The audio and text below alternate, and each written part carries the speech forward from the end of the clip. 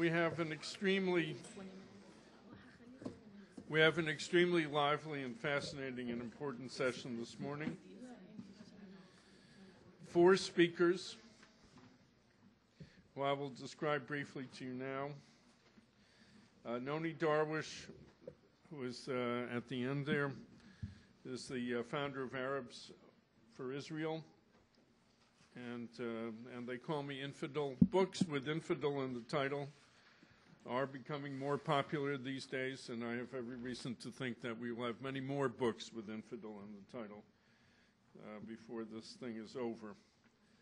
Second is Wafa Sultan, who is a psychiatrist who lives in Southern California, who has attracted a good deal of attention recently by daring to debate, how shall I put it, arrogant males on Arab television, and is a true wonder in her own right. Is that a fair description, do you think? Yes. The third is Tashbih Syed, an old friend of mine who edits excellent publications, one called Muslim World Today, the other called Pakistan Today, without which I could not understand what is going on in that part of the world. These have the amazing advantage of both being published in English and being extremely well-informed and accurate. And then finally, Ibn Waraq, who is the inspirational force for this conference, and who I am delighted to say has been making a considerable amount of money here selling T-shirts.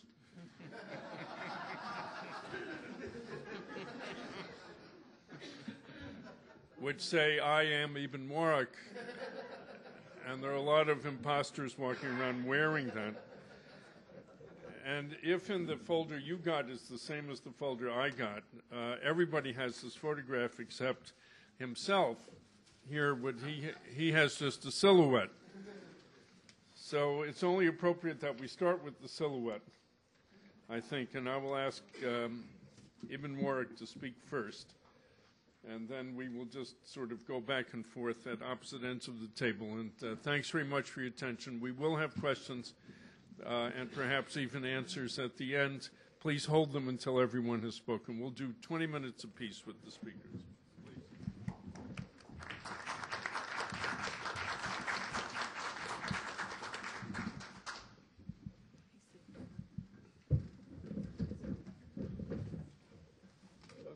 I should begin with an article that I wrote for The Guardian newspaper in a daily in England. The article appeared on January the 12th, 2002. It was shamelessly plagiarized by the New York Times a few months later, and a few months later it became a part of the routine on Broadway of Robin Williams. Okay, the article is called Virgins. What Virgins? In August 2001, the American television channel CBS aired an interview with a Hamas activist, Mohammed Abu Warda, who recruited terrorists for suicide bombings in Israel. Abu Warda was quoted as saying, quote, I described to him how God would compensate the martyr for sacrificing his life for his land. If you become a martyr, God will give you 70 virgins, 70 wives, and everlasting happiness. Okay. Since September the 11th, news stories have repeated the story of suicide bombers and their heavenly rewards, and equally Muslim scholars and Western apologists of Islam have repeated that suicide is forbidden in Islam. Suicide is not referred to in the Quran. There is some dispute about one particular verse. It can be interpreted to mean that it is talking of suicide. Others prefer not to interpret it that way. Anyway, but is indeed forbidden in the traditions, hadith in Arabic, which are the collected sayings and doings attributed to the Prophet and traced back to him through a series of putatively trustworthy witnesses. But the Hamas spokesman correctly uses the word martyr and not suicide bomber, since those who blow themselves up almost daily in Israel and those who died on September the 11th were dying in the noblest of all causes, jihad, which is an incumbent religious duty established in the Quran and in the traditions as a divine institution enjoined for the purpose of advancing Islam. While suicide is forbidden, martyrdom is everywhere praised, welcomed and urged. Quote from the Quran, "By the being in whose hand is my life, I love that I should be killed in the way of Allah, and that I should be brought back to life and be killed again in his way," the Prophet said. Nobody who enters paradise will ever like to return to this world, even if he were offered everything, except the martyr, who will desire to return to this world and be killed 10 times for the sake of the great honor that has been bestowed upon him. That's from a collection of a hadith by Muslim. What of the rewards in paradise? The Islamic paradise is described in great sensual detail in the Quran and in the traditions.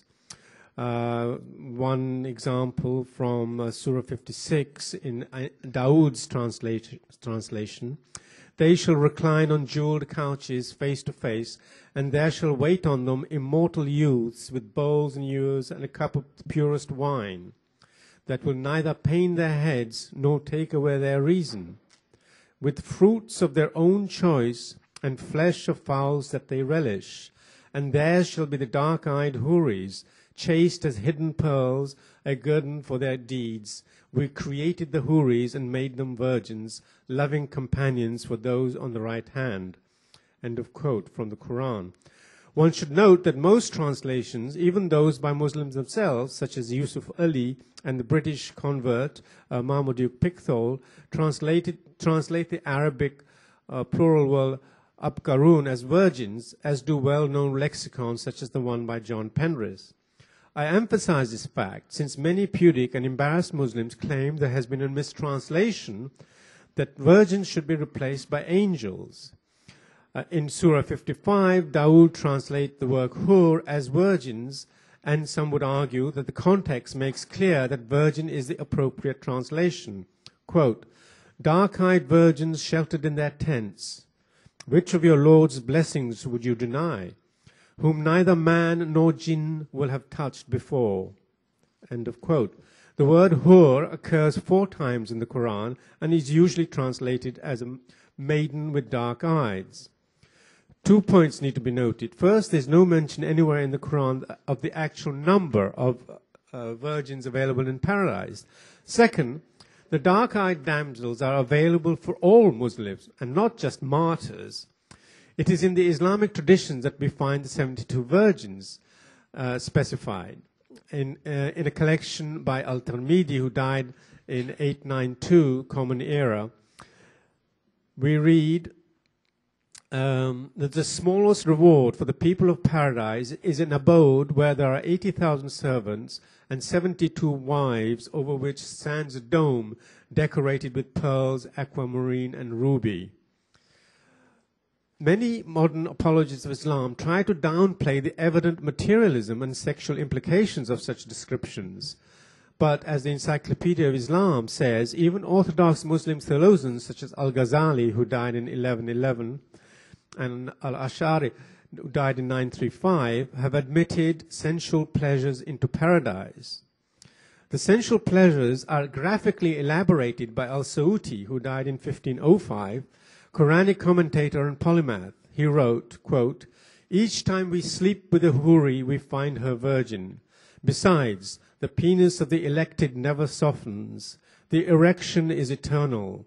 The sensation that you feel each time you make love is utterly delicious and out of this world. And were you to experience it in this world, you would faint. Each chosen one, i.e. Muslim, will marry 70, notice it's 70 in this case, houris besides the women he married on earth, and all will have appetizing vaginas." End of quote. I think secular humanists cannot really compete with that.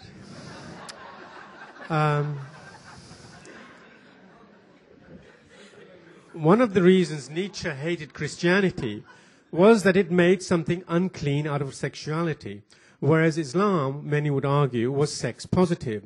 One cannot imagine any of the church fathers writing ecstatically of heavenly sex as Al-Sa'uti did, with the possible exception of St. Augustine before his conversion. I don't know if you remember in his autobiography, he's just before going into a brothel in North Africa, he prays to God and says, "Oh Lord, make me pure, but not just now. But surely, to call Islam sex positive is to insult all Muslim women, for sex is seen entirely from the male point of view. Women's sexuality isn't admitted, but seen as something to be feared, repressed, as a work of the devil. Scholars have long pointed out that these images are clearly drawn pictures, this is the argument, and must have been inspired by the art of painting. Muhammad, or whoever is responsible for the descriptions, may well have seen Christian miniatures or mosaics representing the gardens of paradise and has interpreted the figures of angels rather literally as those of young men and young women.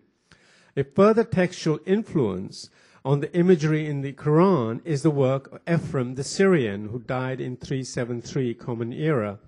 His book, Hymns on Paradise, written in Syriac, an Aramaic dialect, and the language of Eastern Christianity, and a Semitic language closely related to Hebrew and Arabic. This is really all a preamble to my talk on Quranic criticism. This naturally leads to the most fascinating book ever written on the language of the Quran, and if proved to be correct in its main thesis, probably the most important book ever written on the Quran. Christoph Luxemburg's book, excuse my German, Der Syro-Aramäisch Lesart des Koran, available only in German, an English translation is out as soon as I have done some of the corrections to the English translation. Came out just over a year ago, but has already had an enthusiastic reception. This came out in the year 2000, particularly amongst those scholars with a knowledge of several Semitic languages at Princeton, Yale, Berlin, and so on. Luxemburg tries to show that many obscurities of the Quran disappear if we read certain words as being Syriac and not Arabic. We cannot go into the technical details of this methodology. I try to describe some of it in my book, in the introduction to my book, What the Quran Really Says.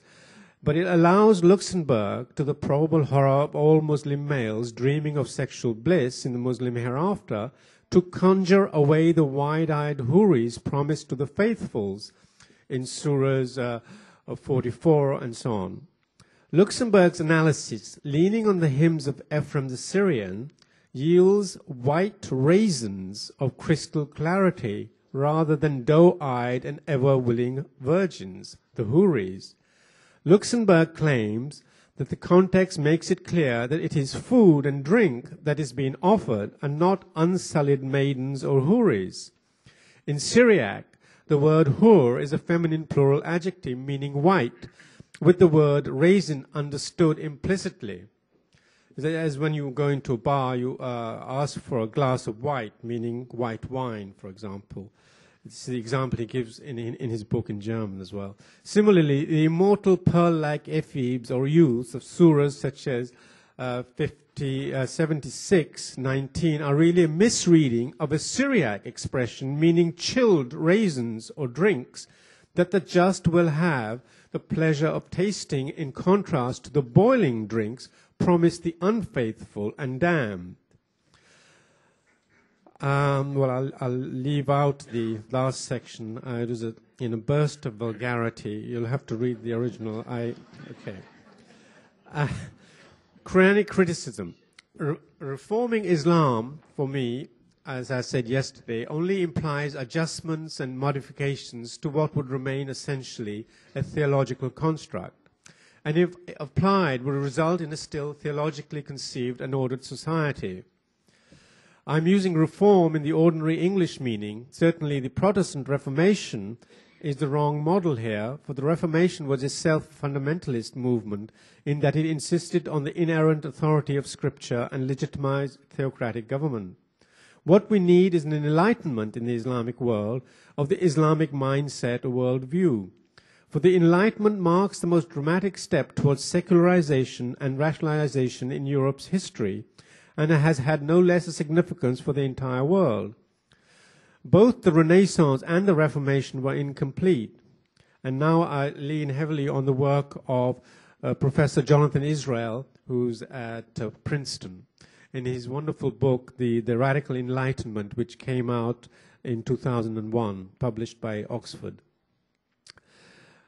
Jonathan Israel wrote, by contrast, the Enlightenment, European and global, not only attacked and severed the roots of traditional European culture in the sacred, magic, kingship, and hierarchy, secularizing all institutions and ideas, but intellectually and to a degree in practice, effectively demolished all legitimation of monarchy, aristocracy, women's subordination to man, ecclesiastical authority, and slavery, replacing these with the principles of universality, equality, and democracy.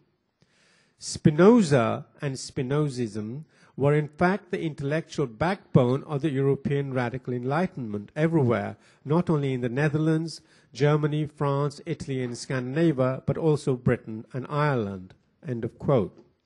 And the work that did more than any other to bring about this profound revolution in human history was Spinoza's Tractatus Theologico Politicus, published but nonetheless courageously, courageously by the Dutch publisher Jan Riowerts in Amsterdam in 1670.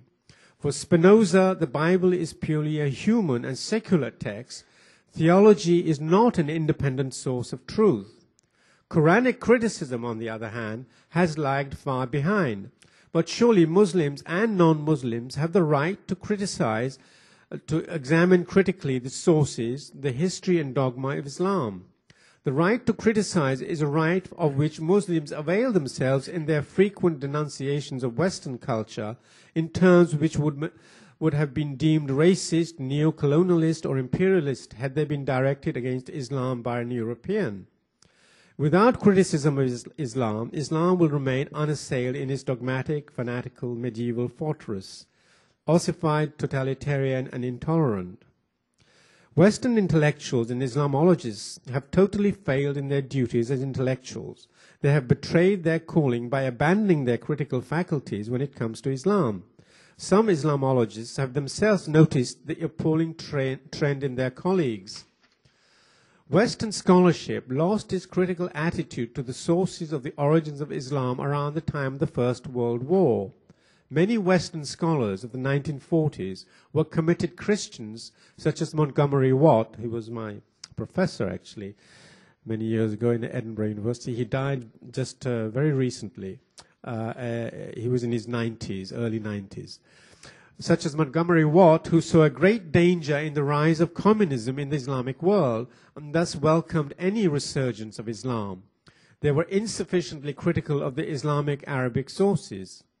John Wansborough, who died about 3 or 4 years ago, has noted that the Quran, quote, as a document susceptible of analysis by the instruments and techniques of biblical criticism, is virtually unknown, end of quote. There is, among many well-meaning Western intellectuals, academics, the belief that somehow Islam will reform itself without anyone anywhere ruffling any feathers, disturbing Muslim sensibilities, or saying anything at all about the Quran. This is wishful thinking. If one desires to bring about an enlightenment in the Islamic world or among Muslims living in the West, at some stage, someone somewhere will have to apply to the Quran the same techniques of textual analysis as were applied to the Bible by Spinoza and others, especially in Germany during the 19th century. In recent years, Saudi Arabia and other Islamic countries, for example Brunei, have established chairs of Islamic studies in prestigious Western universities, which are encouraged to present a favorable image of Islam. Scientific research leading to objective truth no longer seems to be the goal. Critical examination of the sources of the Quran is discouraged. Scholars such as Daniel Easterman have even lost their posts for not teaching about Islam in the way approved by Saudi Arabia.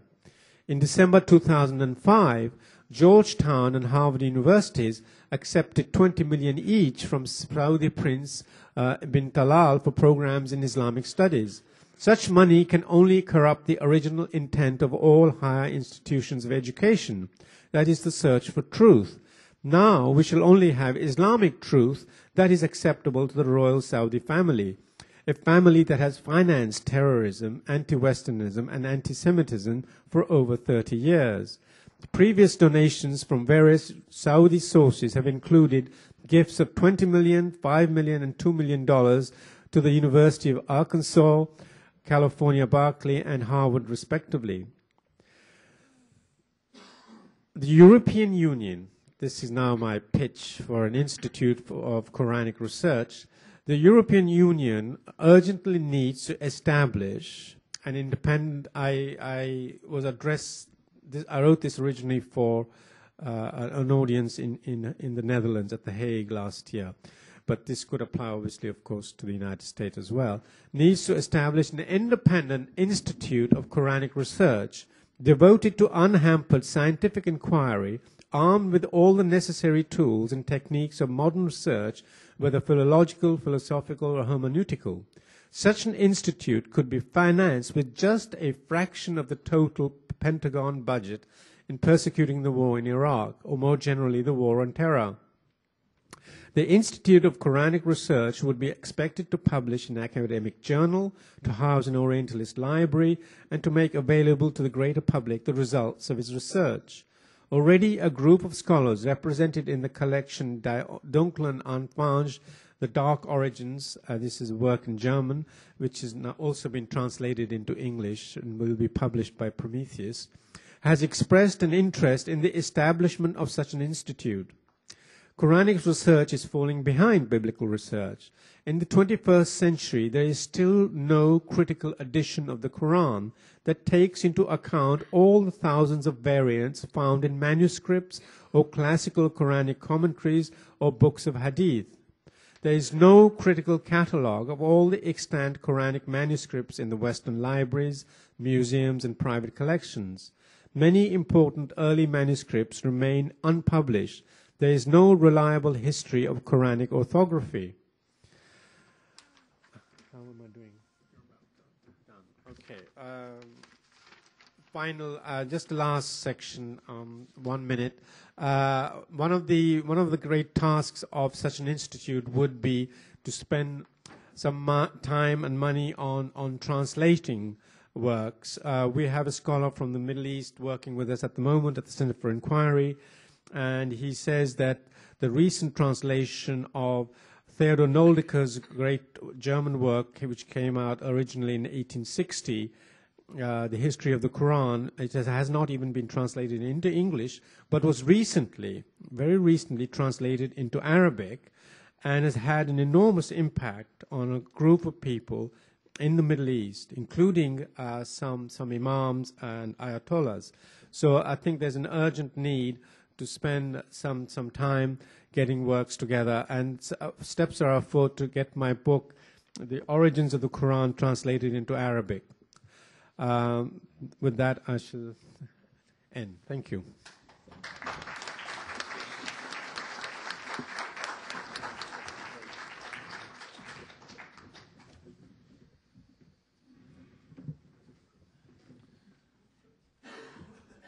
Noni, would you like to?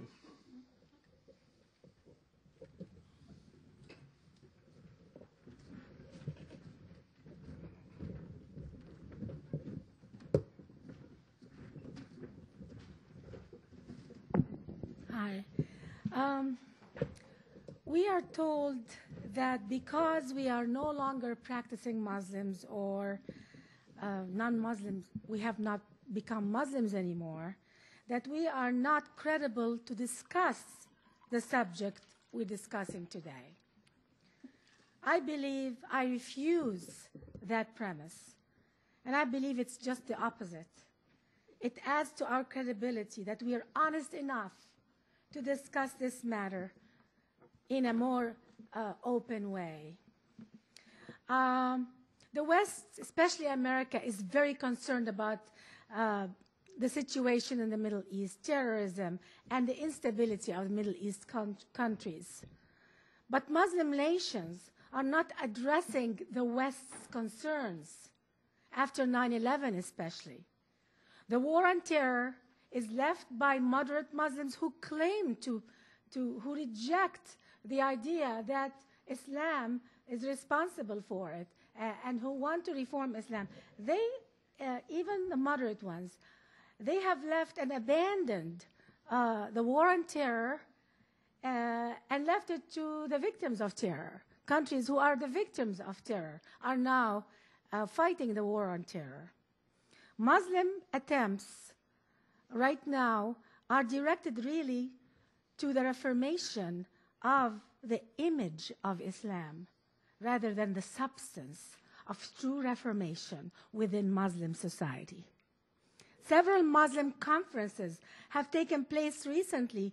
These conferences are called moderate Muslim conferences. According to a statement issued by an Islamic conference in Jordan, actually, on moderation, they said the following. The conclusion of the conference said, "We expect the event to yield practical mechanisms to clarify the tainted image of Islam." That was the conclusion of the conference. In other words, the Islamic Conference on Moderation held, there was another one also held in the United States, and it says the same thing. One of the Muslim speakers in that conference blamed the West for misunderstanding Muslim preachers who curse infidels and calling for their destruction. Instead of reformation, they are still blaming the West in that conference. One would think that a conference on moderate Islam by Muslim leaders would discuss issues such as how to promote secular and democratic governments, fair elections, reasonable separation of church and state, reforming the idea of jihad, ending hate speech in mosques, especially in the Middle East, promoting free speech, peace, human rights, or women's rights. That's what the subjects that you would expect from a moderate Muslim conference. However, but instead, they danced around such topics. These are the crucial points that any Muslim moderate conference should discuss, because simply very few Muslims want to touch subjects like that. All they want to do is to reform Islam only in the eyes of the West. Such attempts are misleading and a waste of time. How can we expect to end terrorism if we refuse to self-criticize? How can we expect to improve human rights of the Arab people and progress if only image is our priority? Muslim countries have suppressed freedom of thought, free inquiry, and free speech for many, many centuries. The few brave Arab reformers and intellectuals are intimidated, threatened, or killed.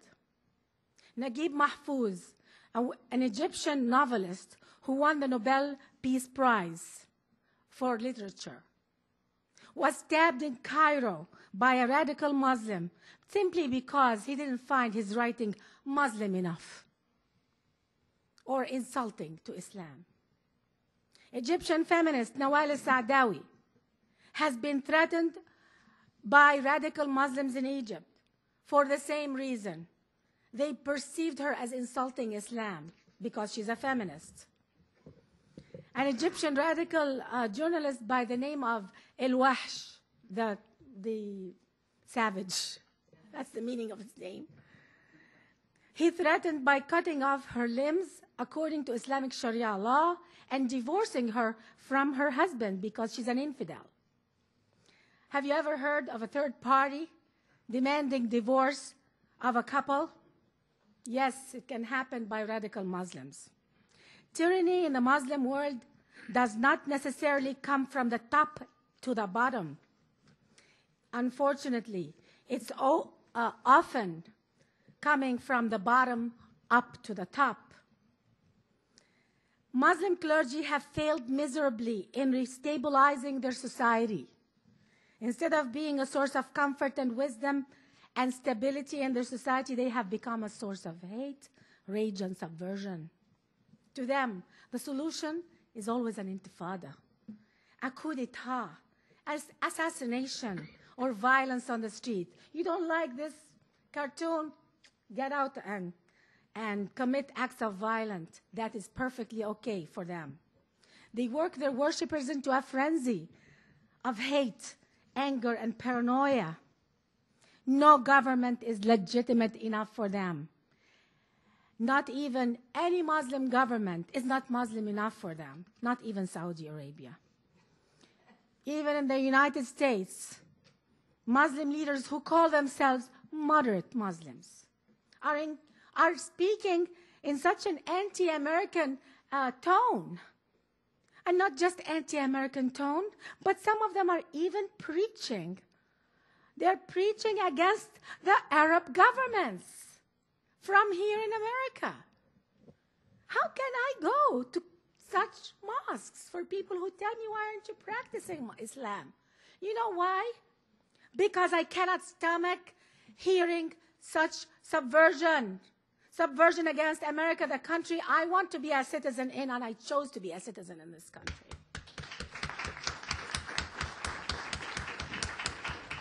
Subversion against Arab governments. Isn't it enough revolutions? Haven't we had enough coup d'etats? When are we going to experience some stability in our Arab governments? I'm not a fan of Arab governments, by the way. There is a lot of reform that should happen. But Arab governments are all struggling to stay in power because of such religious leaders, always under the threat of a coup d'etat. And in this dynamic, only tyrannical governments can survive. And you wonder why we only have tyrants in the Middle East. You know why we have tyrants in the Middle East? It's not because of American foreign policy. I'd like to tell you that. The truth is, we have tyrants in the Middle East because our system produces tyrants. And only tyrannical governments can survive. An example of that, if we have a more moderate leader, a leader who wants to have peace with Israel, a leader who wants to secularize the government, and a leader who wants to have an open system and freedom for women. President Anwar Sadat and his wife, Mrs. Jihan Sadat, attempted that. What did we get for that? He was assassinated. She attempted to reform a lot of reforms in Egypt for women.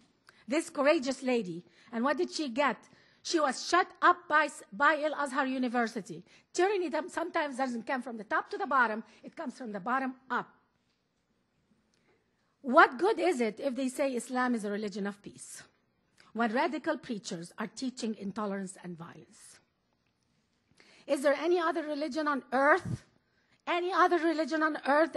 whose prayer services on the Friday prayers in mosques curse other religions regularly? Only my religion of origin. I grew up with such cursing of Jews and Christians, and believe it or not, if you grow up with listening to such prayers, and they call them prayers, it can sound and feel normal. I did think it was normal when I was growing up. All these mechanisms work against change in the Middle East. Those who dare ask for change become the enemy and are cursed by this archaic, cruel system that has no respect for human rights. That is the challenge facing Muslim governments from the threat by powerful terror organizations. In this environment, where radical Islam is growing more and more powerful, more and more influential, with lots of money, secular Muslim governments are losing power. Even Turkey is threatened from within by radical Islam. The government of Lebanon is practically marginalized. It's no longer credible as a government because Hezbollah is the true leader of Lebanon. The Muslim Brotherhood in Egypt is a threat to the Mubarak regime. I'd rather have the Mubarak regime than the Muslim Brotherhood. I would rather have. We have to see what's worse. In the Middle East, it has turned into becoming what can we do to keep safety and security for the people? The Copts of Egypt will be totally destroyed overnight if the Muslim Brotherhood takes over. Secular governments have always existed in the Arab world, but largely under British and French rule, during which minorities were protected. You wonder why minorities in the Middle East, Jews and Christians, survived for 100 years in the past? Because the British wouldn't let that happen. But departure of these, the British and the French, left the Middle East minorities in such desperation, and they are leaving in large numbers. Secular governments, such as Gamal Abdel Nasser's government, was not an Islamic government, but it was mobilized under Arab nationalism. Such secular Arab governments are really, they are not really democratic governments, but they're secular. Saddam Hussein was a secular government, but it was not a democratic government, it was a tyranny. So secularism on its own does not mean democracy. What we really need is democracy, true democracy.